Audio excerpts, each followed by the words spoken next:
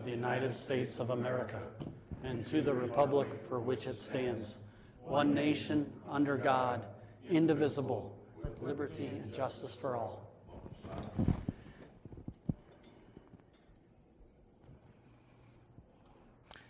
Please be seated. Any citizen concerns not on the agenda?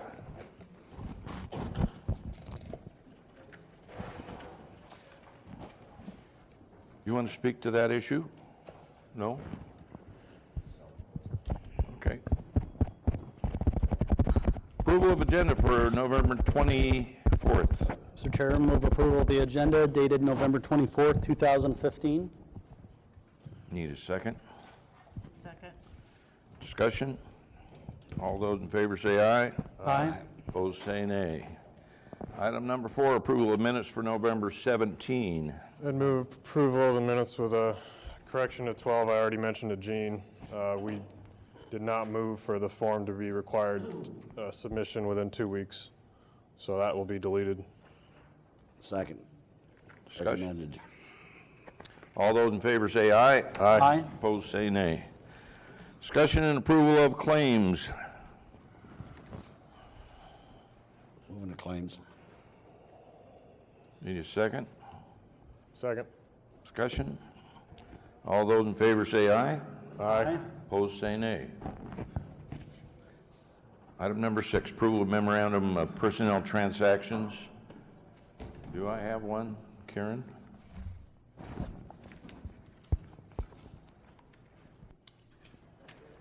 Needs to be stamped. Need a motion? Move it. Second. Discussion? All those in favor say aye. Aye. Opposed say nay. Wellmark Specialty Pharmacy and Pharmacy Management. This is just to bring forth the idea that within the health plan, medical plan, and within the contracts, we do have the right to manage claims, to do things that are effective there. Obviously, if we're going to change benefits, that's a subject of bargaining, and that's not what we're talking about here. We're just talking about a little more management to try to help us save claims. What the specialty pharmacy does is it sets up so that people are purchasing those specialty medications, those medications for MS, for hepatitis C, for multiple sclerosis, for rheumatoid arthritis, that are the injectables that are incredibly expensive, sometimes $35,000 a treatment, and easily a course of a treatment can run over $100,000.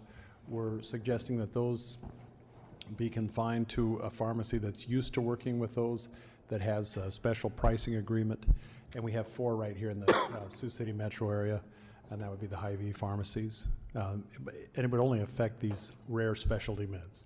There aren't many people that take them, but when they do, you can save thousands of dollars sometimes for one script. I know we just had one case that would have been over $1,000 per script.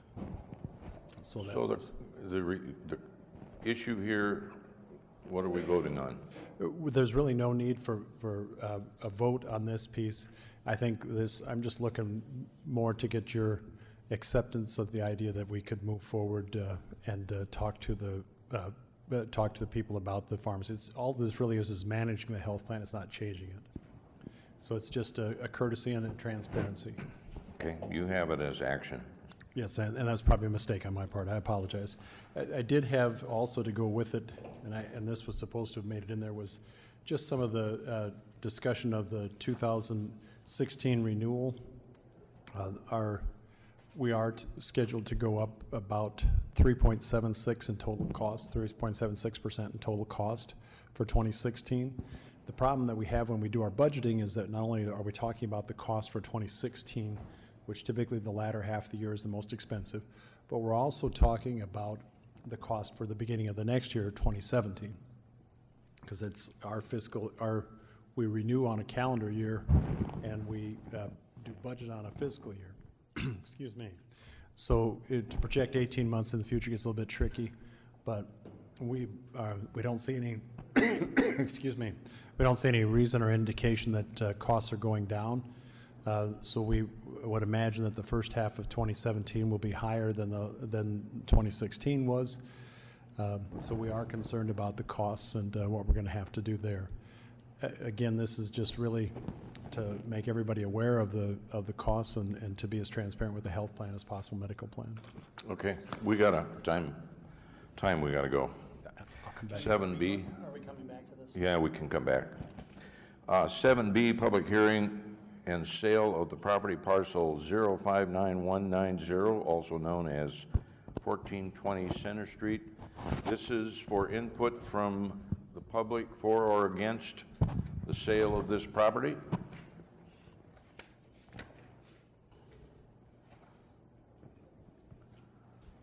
Move the public hearing be closed. Second. Discussion? All those in favor say aye. Aye. All right, now the sale of the property at 1420 Center Street. Anyone here to bid?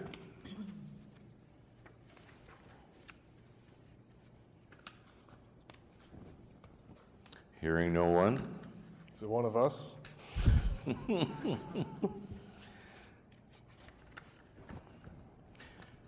All right, we will give it back to Karen.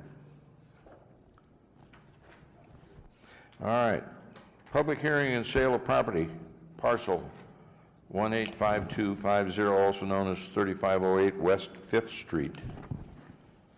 Is anyone here who would wish to speak for or against the sale of this property? Mr. Chairman, hearing none, I move the hearing be closed. Second. Discussion? All those in favor say aye. Aye. Opposed say nay. I thought we had some people interested. Must not. You haven't offered for sale yet. Anyone here to bid on the property? Going once, twice, 3 times. All right, we'll turn that one back. Ed, back to this. Yes, sir. In the backup, it says you're looking for approval of the renewal of the current benefits. Is that or is that not the case? Are you looking for approval from the board of our current benefits? Yes, and what I'm looking for is just the fact that we did receive a rate increase in our administrative fees. Again, it does amount to about 3.76% when you figure the projected claims and the fixed costs all together. Fixed costs did go up somewhat dramatically this time. The reason for that, we had kind of a honeymoon period, if you will, where we moved from first administrators to Wellmark, where they tried to mirror the old first administrators' rates. Do we know what the financial impact then to the county Yes, will be on the 3.76% increase? Yes, the 3.76 is nearly $400,000. I apologize. When I sat down, I put everything away. Ed, shouldn't this be dealt with at budget time? It probably should, but since we are coming right up to renewal, which is January 1st, and we need to move forward with this so we can complete enrollments for open enrollment, that's why we're bringing it up at this point. Again, the budget itself and what we're going to fund at, I'm not mentioning that. I'm just mentioning the costs so that everybody's aware of the costs, so we can have those approved and I can get the renewal signed and move forward. And the projected increase would actually be $354,235, and that's claims and fixed cost. Part of the reason for that increase, though, is that we have. Part of that reason for the difference is that we have more people enrolled in the health plan than we had in the previous year. So part of that is just a population growth, but part of that also is that overall increase of about 3.76% per person. And as far as you may have addressed this briefly before, but asking for approval of using a local specialty med provider, you said that doesn't indeed require approval of the board to do, and it says after only the first fill. Is this advice that is being given to county employees after they first fill that there's in using one of these providers exclusively? I'm not quite clear. What it does, and I apologize, part of that comes from having spent too much time in the insurance business, but because it's fairly standard language if you're used to talking about it every day. For the rest of us, it's not. But what it means essentially is that if somehow you're sent to the pharmacy, you haven't taken the time to go to the specialty pharmacy, that prescription is filled, they're not going to penalize the individual worker or the employee. They'll still be able to pick it up without any concerns. Then they're reminded from the carrier to pick that script up at the specialty pharmacy, which would be your Hy-Vee pharmacies. A lot of your smaller pharmacies aren't even going to have these specialty meds in stock and available, so it does make sense to use them. There's also more care that's given. There's availability of medical practitioners who are used to this particular type of medications and help you in compliance with how you take that medication. But can a county employee go to either one, or it's going to incur less cost ultimately to the county if those specialties? Those specialty pharmacies are used, absolutely. Right? It's a greater discount. But either, they still have the option either way, is that correct? They have the option on the first fill. The second fill, we would not allow them to fill at the variety of other pharmacies. And that's only for the specialty meds. Again, only those injectables that are for things like multiple sclerosis, rheumatoid arthritis, a variety of other different diseases that are very specialized in nature. Hepatitis C is an example, $33,000 an injection. Those kind of things are the kind of medications we're talking about. And you can often see a savings of $1,000 or more per injection. So Do you have an estimate on how much it will save the county? I don't have the solid figures with me. I'd requested that figure. It would be several $1,000s a year, and it's going to vary depending on usage. With a group our size, the usage is going to be somewhat unpredictable, simply because you're in a position where it's fairly rare diseases and fairly rare treatments. So some years it'll be a lot of savings, some years it won't be much. Okay. Would you be able to then, or are your plans, because of transparency reasons, to take it to like the union reps or the different bargaining units? Yes, Just and we would present talk it to them and as visit well? with them about it. Certainly, it's an You already education have, or process. you will? We will. I visited briefly with Preston DeBoer from AFSCME about it, and it is something, again, the management of the plan, as I understand it, the management of the plan is not something that's subject to bargaining. What is subject to bargaining are the benefits themselves. So it doesn't affect the benefits, but it does affect the management of the plan. And certainly it is something, though, that we want to still work with, even though we have the right to put that into place. It's something we want to work with the unions on and make sure that it is perceived as what it is, just a solid cost-saving method that does not really inconvenience anybody and puts people in a better position from a fiscal point And of I view. guess it might inconvenience, I'm thinking, I don't take any specialty medication, but, I go to a pharmacy, half a block from my house. It is a benefit because I live close, but if I have to travel 6 miles, that's why, and it still may pan out that this is a good idea to do it, but I'm glad that you're talking to the union stewards, and I just want you to make sure that all the employees have a very good understanding before of it's put into- why we're doing this. And Before it's put into place, we would walk through it with everybody, send out emails, and we'd enlist Wellmark's help as well, because we want to make sure that it is well understood. Their contention, and the PBM's contention always is in the case of specialty meds, that there is a great deal more expertise with those pharmacies that are used to working with these specialty drugs, so they are able to provide the patient with more information, and they do a little bit of monitoring and follow-up with them to make sure that the medication is being administered properly and that there are no adverse reactions or anything. All right. Does that satisfy, or I know it's concerned?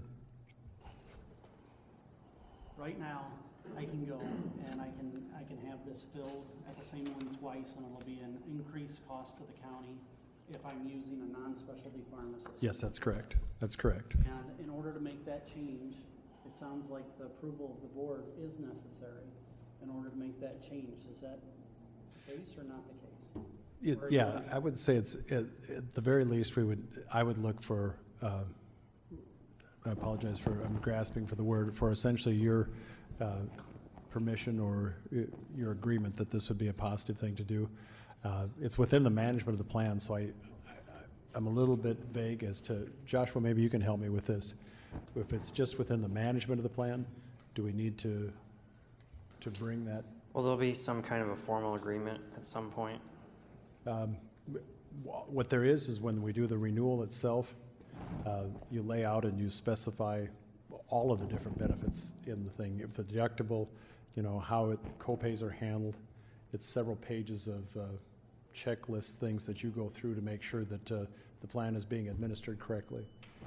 So it's just a change in how the plan is administered, not a change in the vendor, not a change in the benefit, but just a change in how the plan is managed from a claims perspective. Yeah, and I would say since you're looking for some sort of direction from the board, the best way for them to do that is to take official action. Okay, that would be fine with me. And what other questions may I answer, Jackie? Well, I guess I would move then maybe to just delay it and then to allow you time to provide the information to all of our employees before, just out of matter of courtesy, I guess, and feedback. To wait for feedback from them? Yeah. With that, okay.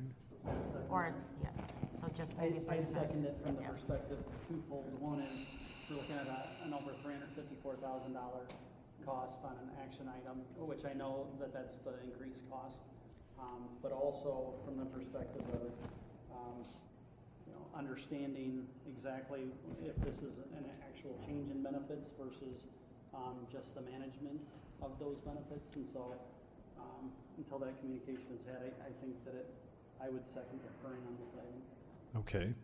And to answer your questions, I would say it's definitely not a change in benefits. It's just a change in the management, like a utilization review or something like that would be. Like having a network in place as opposed to, which we do now, as opposed to just being able to go anywhere, anytime. Having those agreements in place. And as far as the other questions, how would I guess that's how I would answer it. And try to bring back to you the information that you're looking for. All right, all those in favor say aye. Aye. Opposed, say nay. Thank you. All right, approval resolution for a tax suspension for JT. Move it. Need a second? Second. Discussion? All those in favor say aye. Aye. Opposed, say nay.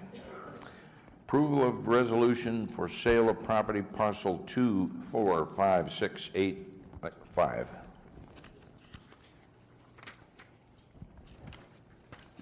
Need a motion.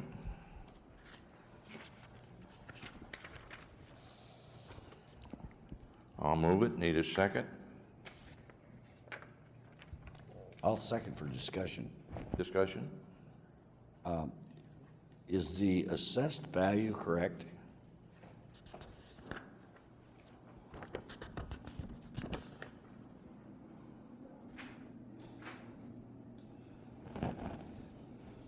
$11,500?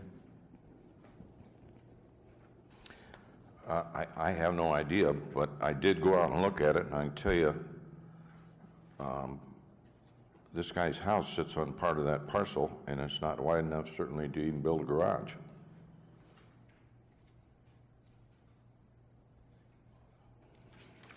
I think it would be in the best interest of the county to get it on the tax rolls.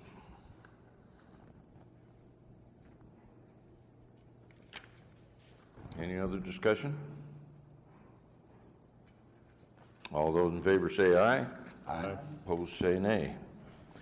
Approval of resolution for sale of property parcel 034995.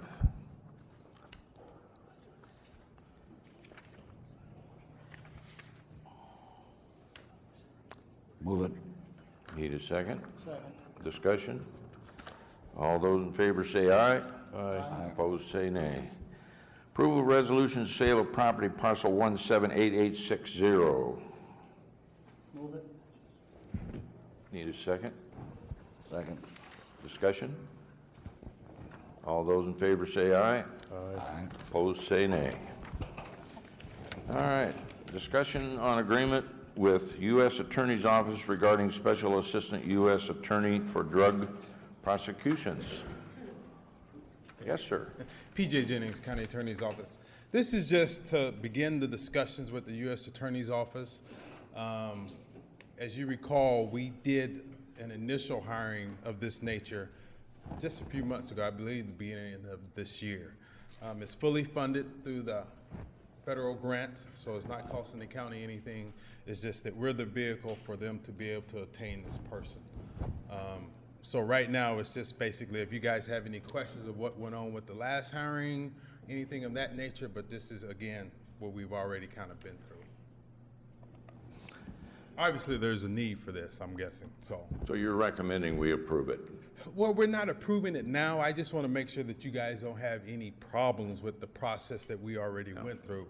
Because what will happen next is it will need to go on the agenda for hiring personnel transactions through Ed's office. Once you guys approve that, then we actually go out, try to find somebody to hire, and then we bring back the actual agreement to you guys for your signature. So we're setting pretty good. Right. And I've also spoke with Dennis to make sure everything is working as far as the money-wise, that there's no problems there and there hasn't been any problems, so. Okay, very good. All right. I hear the folks over here did very well last month. They did quite well, yes, they did do quite well. And I think I brought that to you guys' attention, that for the 4-month period, July through October, they made a little over $137,000. So that was a pretty big chunk of money.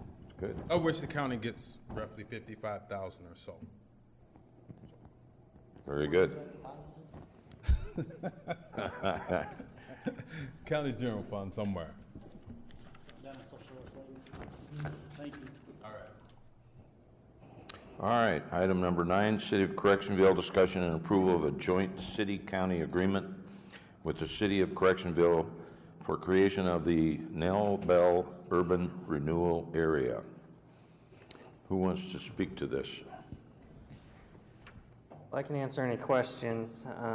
Basically, the write-up that's in the packet kind of explains why we're being asked to do this.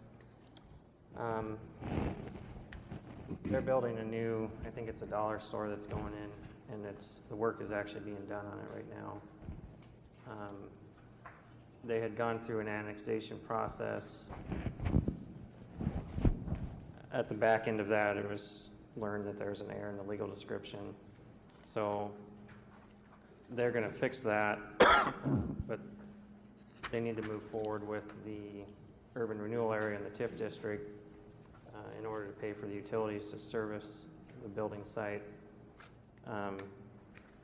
They can do that in an area that isn't within their city limits, within any area within 2 miles, as long as the county signs off on it. They can do that. There's not really any repercussions if the county does allow it. The plan is that they'll correct the annexation. This will become part of it will be included in the corporate limits of Correctionville once all that has been taken care of. And you're comfortable with the changes that have been? Yeah, and been back and forth with the attorneys working on this. We did request language in the agreement that specified that they were going to go through with the annexation, and then we also got a legal description that everyone's comfortable with. So my recommendation would be approval. Okay, need a motion. Move approval of the joint city-county agreement with the City of Correctionville for the creation of the Nell Bell Urban Renewal Area. Need a second? Second. Discussion? All those in favor say aye. Aye. Opposed say nay. Item number 10, Building Services, Kenny Schmitz. Kenny Schmitz, Building Services. In your packet, there's some information the last couple of weeks on the courthouse elevators and modernization and upgrading thereof. We're asking today for approval to sign contracts with Shoemaker Elevator to begin those repairs. Need a motion.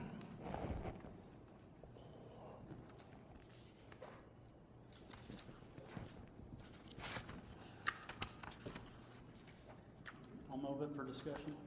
Second. Discussion. I'll move it with premonition that we'll have discussion. Oh, you don't have any? You have discussion? I'd like to. Okay, that's what I was asking. We're on the same page. Well, I just wanted to ask you something, Kenny, on this. Do you know subsequently that you had mentioned at one point a service contract that may be modified in future years based on a certain view of the project? Is that something that's still in the works or discussion? It is. I discussed it with Shoemaker. Basically, if there's a 12-month warranty period that would come with a modernization and a renovation, whereby we wouldn't be charged through that warranty period. And also the 3 months or so that it takes to do the project, we would be at a reduced rate to our current maintenance contract. The savings throughout that 15-month period or so would be about $11,700 that we would save while we're working on the elevators and then going through the warranty area before we would address a new contract going forward for the elevators. And that would take place at some subsequent date beyond that? Yes, it would, and there again, it would not necessarily be a contract with Shoemaker. It could be another elevator company. At that point, we would probably look at what our avenues are. Thank you very much. You're welcome. Need a motion? Oh, we got a motion, we got a second. All those in favor say aye. Aye. Opposed, say nay. Okay. Next up. Mark, these are the contracts for signature. The sooner those get done, the better. Every time I go in there, I go, oh, ho, ho, ho. I think everyone does the same thing. The next agenda item is LED lighting. We're asking for approval of material and installer contracts. And I've got the Baker Group with me here today with the contracts.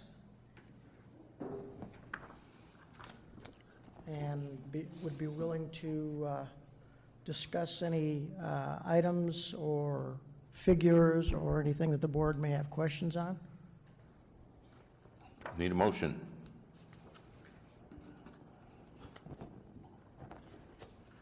Move approval of the contracts for LED lighting. Second. Discussion? Mr. Chair, could you take us through a little bit on this spreadsheet that I just got today and wanted to distribute to the other board members as far as the total cost of where we're at right now? Sure. And the process by which there's... Shane's got those. Do you want to go through it, Shane? Right, so everybody has a spreadsheet in front of them. The very first item, which says labor and materials estimated with fees, this isn't really the first number. The first number you had was like 1.2, but when we first did the very hard estimate after we had our counts and stuff, this was the number that we started with, which is the 956, 514.64. On bid day, our material came in at 522, 331.62. On bid day, our labor came in at 176, 115.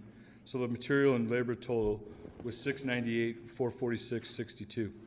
By the time we added the engineering fees and the CM fees in, we got to 816, 027.62, which was a savings of 140,487.02. Wow. So after the estimate, there was a couple of things that happened, which is kind of comes down to this next item. One of the things that we did was we looked at, because of the way this was bid out, we bid the material and the labor separately. So we looked at this with Kenny and with the supplier that was the parent low. If there was any fixtures that were too high a price, how they cost, not sacrificing quality, and not changing the quantity, we were able to come up with a savings of $65,234.74 just in changing some of the things around that were very high-priced fixtures and got them into a more economical fixture that still was a very good quality fixture from a very reputable manufacturer. So that's that savings. If this would have went under a normal contract with, like the way you bid out your elevators, and I'm nothing against the way you did that, but because we broke this up into separate contracts, the contractors that bid the labor were not able to mark up the material. A standard markup where they normally would have marked up the material, you would see at least 10%. So that number of $52,233.16 is showing you that we were able to save that because the county was the one that was buying the material, so there was no level of markup there. And the other thing that would have happened if it would have been bid to a contractor and the contractor was the one buying the material, you would not see what the material was that you were able to get. So you wouldn't have been able to go to the contractor and say, hey, these fixtures we could change from this fixture to this fixture. So that's how we get to the savings provided by multiple bid packages of $117,467.90. Bottom line, what that really means to you is your overall project cost, which is the number that we talked about a week ago, is $792.88. So that includes our fees, that includes the engineer's fees, everything. That's where that is. The rebates anticipated to receive, that's the $362,417, which brings you a total cost anticipated after rebates of $375.88. The only thing that this really does not show on here is you guys approved a contingency, which again is money that you don't spend unless there's a need of about $70,000. So depending on if money gets spent there, that's really the only way your cost is going to go up from the $375.88. Okay? This is excellent, excellent work. Incredible. I always forget about the markup. I always forget about the markup when you're doing these kinds of deals. They can get it for $10, they're bringing it in for 12 or 13. Well, I appreciate your work on this, Kenny, too, as far as working not only with the Baker Group, but also the value engineering in this, and making sure that we have quality, but we're also doing it for the most fiscally responsible way forward, so I think it's great. Do we have a motion and a second? You manage the rebates. Yes, sir. We manage and we fill out to get all the rebates for you. That's part of what the service that we provide for the county. Okay. All right, all those in favor say aye. Aye. Opposed say nay. Thanks, gentlemen. I have a present for you then. Here's the contracts. That can stick around until after the meeting. Okay. There's 2 originals in each one. There's 5 contracts. Yikes. And they're marked. I'll help you after. Okay. All right, thanks. Mark? Mark Nair, Woodbury County Engineer. Good afternoon. Good afternoon. First item we have on the agenda is a permit to work within the right-of-way for Leo Yoakum to clean a county ditch. This is along 230th Street. Move it. Second. Discussion? All those in favor say aye. Aye. Opposed say nay. Our next one is also a permit to clean out a right-of-way ditch on 250th Street. This is the Luton pavement.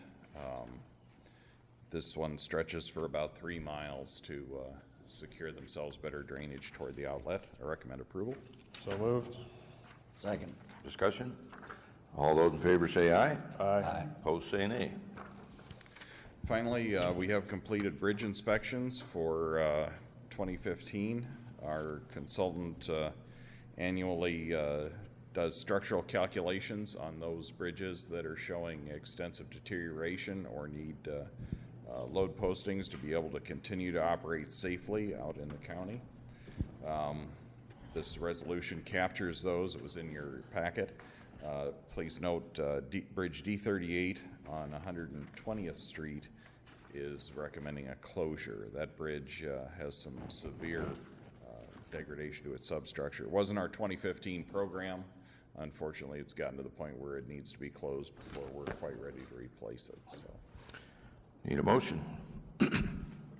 the map is up on the screen if anybody has any questions about it.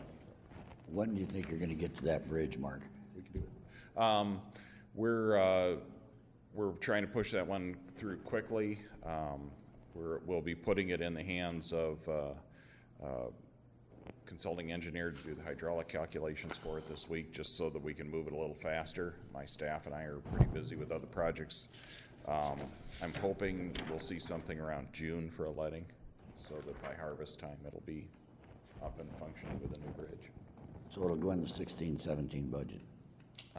It is in the 16-17 budget, so. I'm sorry, I said 15 earlier. It is the 15-16 budget is when it should be done. There may be some carryover work going into 16-17, and we'll see. Need a where we're at in motion? the spring. Move it. Second? Second. Discussion? All those in favor say aye. Aye. Opposed, say nay. All right, thank you, sir. Next item. Siouxland Initiative, gentlemen, thank you for coming. Would you like to speak?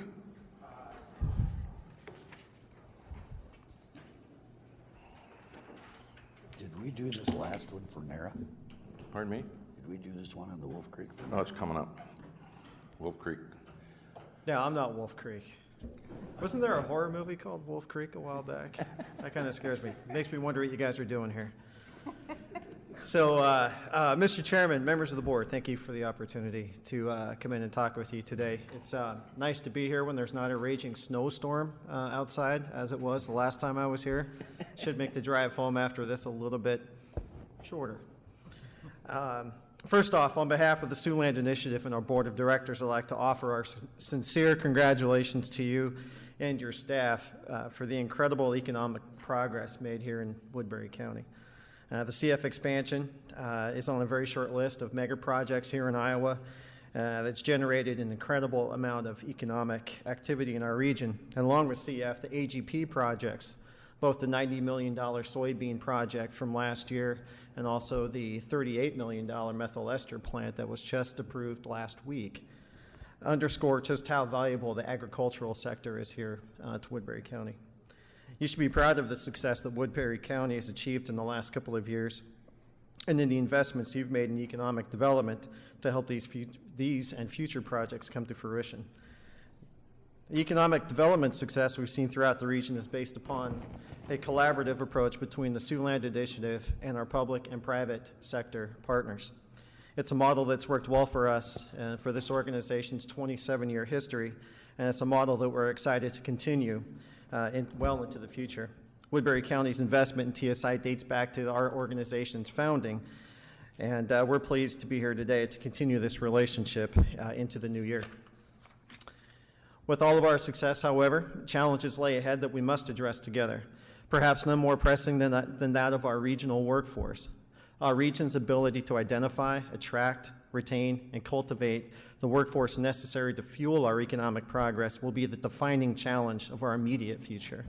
Your investment in TSI is a powerful statement that Woodbury County is committed to a regional approach to meeting this challenge head-on. Again, we appreciate the opportunity to speak here today. Thank you for your leadership in economic development and for your commitment to the Siouxland Initiative. We've had a wonderful year with the Siouxland Initiative, and look forward to Mr. Mencken and the Workforce Solutions. So I would make a motion to give $10,000 to the Siouxland Initiative and $10,000 to Workforce Solutions so that both get recognized. Would take a second. Discussion. Is that how your bookkeeping works? Or? It'll be earmarked to Workforce Solutions within TSI. It all ends up going to TSI, but we'll earmark per the county's direction $10,000 for Workforce Solutions activities. That's Corey's shop, and $10,000 to TSI overall. Do any other entities give specifically to Workforce Solutions? We are asking our public sector partners to invest specifically in Workforce Solutions, and we've developed a formula to do so. And so we'll be asking, of course, the City of Sioux City, City of Sergeant Bluff, and our partners across the river in Nebraska and South Dakota to help participate in this. It's a big job. I did get an email from Chris this morning, I copied off and brought. I can't say thanks enough. You guys have been marvelous to work with.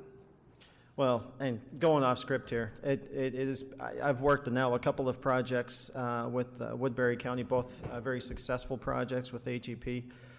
You've got a wonderful staff that I've worked with, and the leadership that the board has shown has demonstrated your commitment to economic development. So for that, thank you. It's been a good run. Anyone else? I'm going to vote against the motion just because of the dollars. The memo we got from Chris was 25 cents per resident. We've got roughly 20,000, so that would be a $5,000 commitment. So I don't know how we get them to come off, spending 20,000. How, do you mind, how many, you're figuring 20,000 residents in Woodbury County? Right outside of Sioux City. Oh, Sioux City has a commitment as well. Okay. Anyone else? I guess I would just add that what I see in the future is a collaborative relationship, with our economic development director and,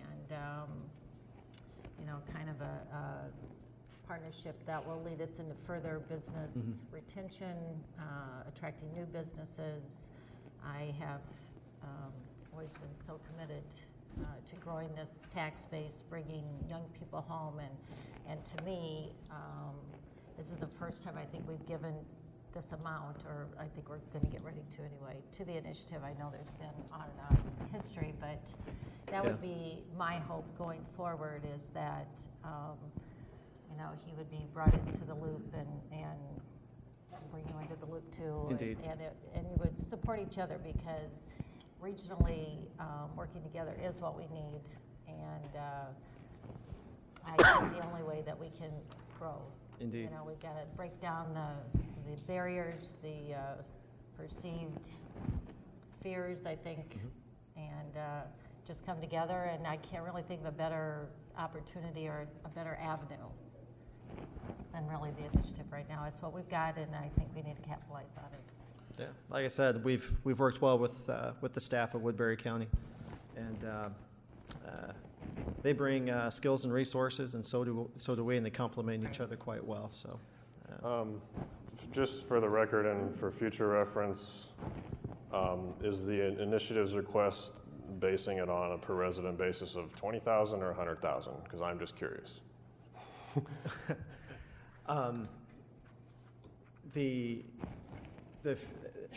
We have it's 25 cents, and so to Larry's point, I mean he does maybe bring up a good mathematical point.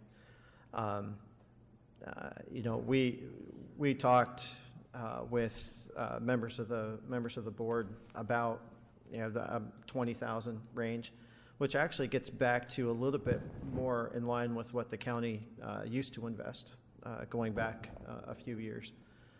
And so how that is broken down, we offer up that formula at 25 cents per resident, but really it's at the discretion of the county board as to how you would like to have that broken down. So if it comes down to half and half, or some other arrangement, we leave that to you. well, and I just want to say the reason that I'm going to support it is I think Sioux City is, last time I looked, a part of Woodbury County. And if we're going off of the 100,000, I think that makes sense, especially given that it's the state's largest historical development in Iowa's history, and that was, TSI was integral in that, and in AGP, and so the benefit is to everybody in the region, so that's why I'm supporting.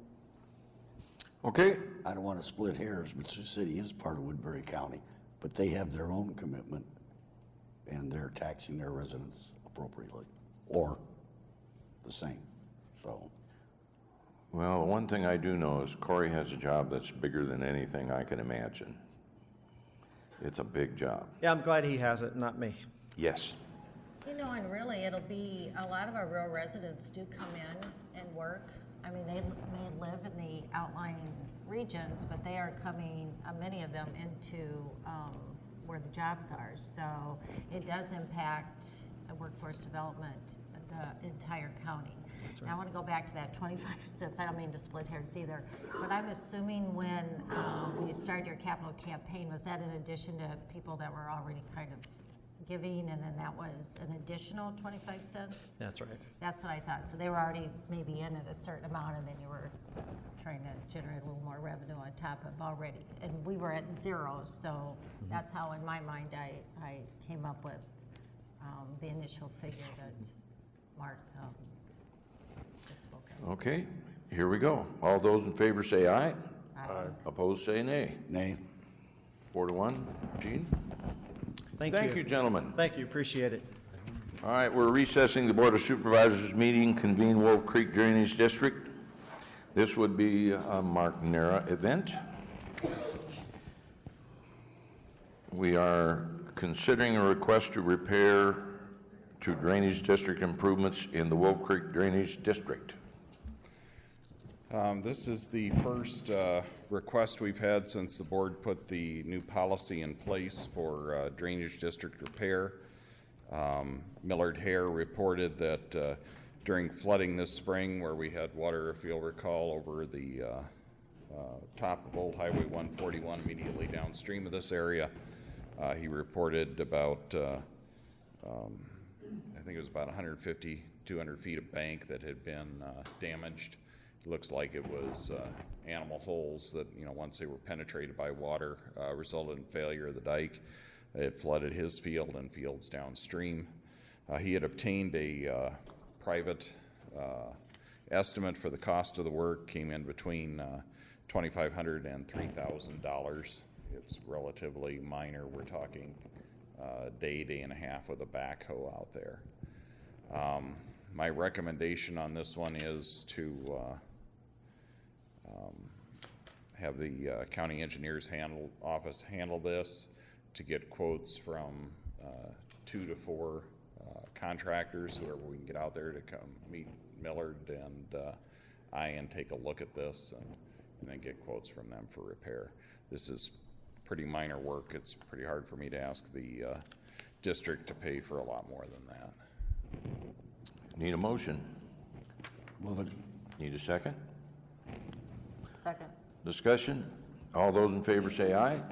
Aye. Opposed, say nay. All right. Thank you. Adjourn the Wolf Creek Drainage District, continue Board of Supervisors meeting, reports on committees and meetings. Anyone? Did you have, what's the name, Sue Rivers? Yeah, Mark and I had a meeting at Sioux Rivers, mental health monthly meeting. A recommendation by Woodbury County was taken by the board to go back and further split out the budget for the next fiscal year and provide line by line detail, similar to the bits of detail we have in our claims, and to more closely mirror what counties see. So that's going back. I think there still is some confusion of whether or not the budget was in fact recommended already. Dennis has already put in the number, and but there's ongoing discussion on staffing that we tackled as a board in a previous meeting, so that's all to be determined. There is also an introduction of a regional attorney that the governance board has hired. Okay, anyone else? And Joshua, have you had any interface with him on any issues with the 2080? Just briefly, I mean, they've been positive interactions. I think he's got a good reputation, so should be a good thing. Okay. Yes, sir. As far as building services, do we get a quick update from the Baker Group as far as you had a structural engineer come in, as far as when pen to paper will be back? Certainly. Dave Jorgensen, Baker Group, excuse me.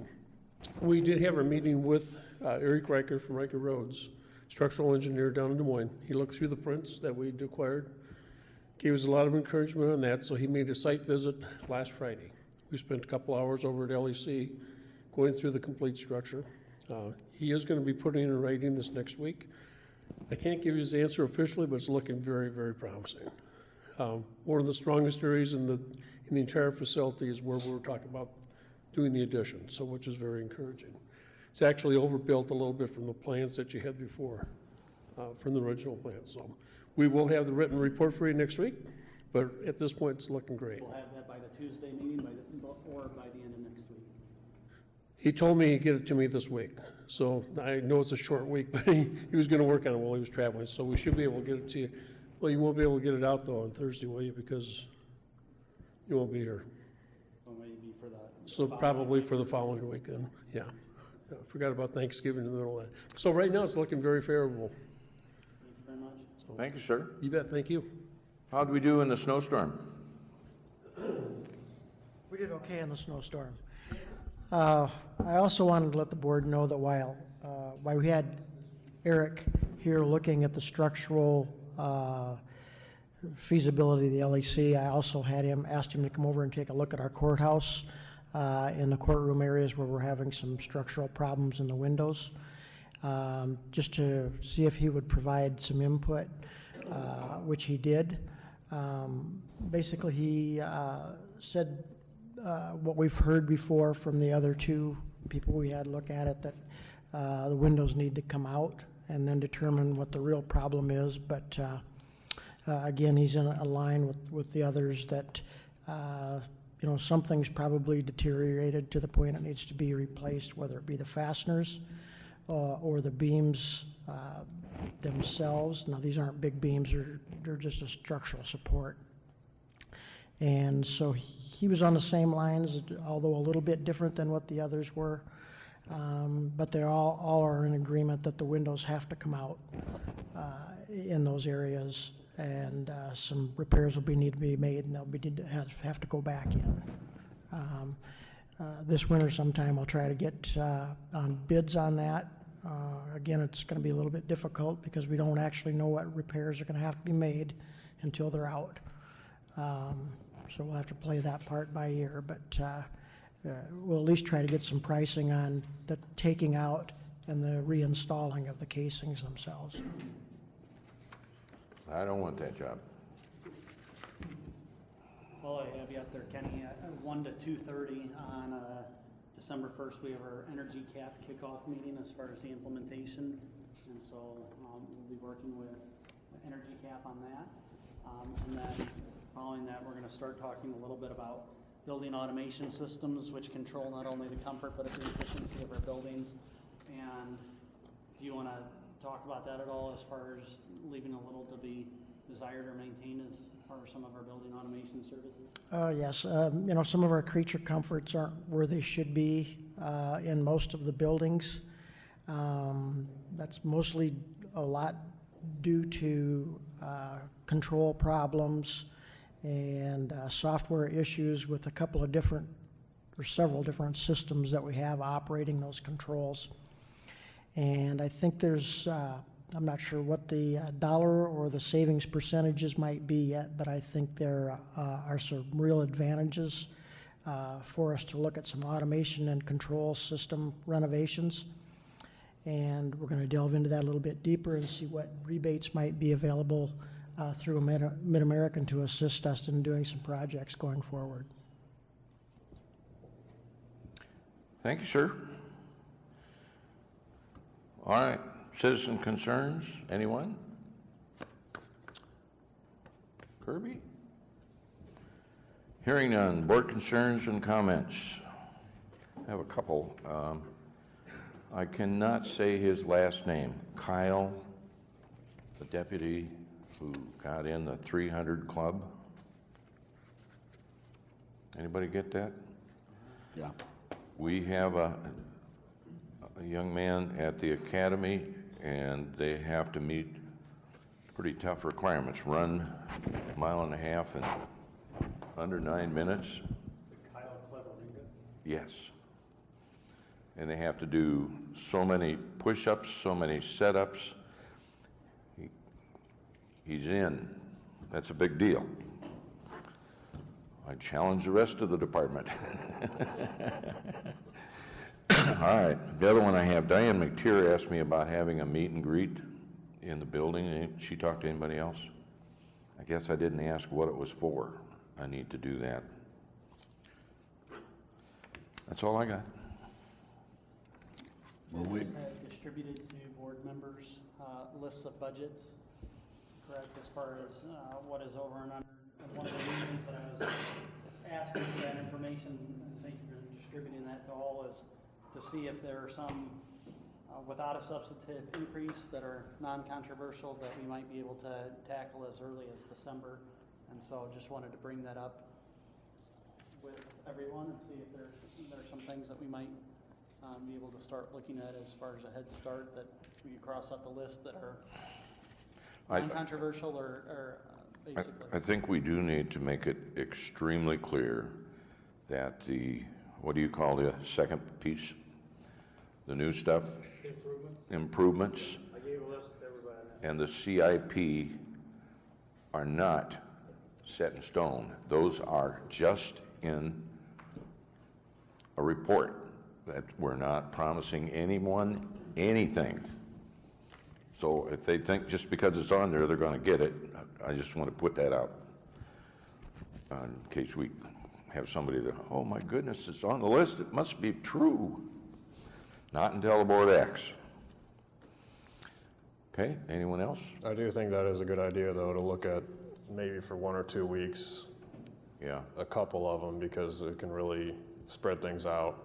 We will have a tough budget year coming up, and there are a few that could probably, we could get out of the way and at least receive them. Yeah, it's kind of exciting. Everybody's bearing right down on what they need to get done, so. Last thing I just wanted to, this isn't my Ron Burgundy impersonation, this is for Morningside College, winning in the 4 overtimes, and just wanted to congratulate them. The first thought when I saw you was Jeremy Burgundy is here. You don't want to throw a little Iowa in there? I thought he had a lot of hair. We'll see how that all shakes out. Oh, dual use. Okay, take a motion to adjourn. So move. Let's go.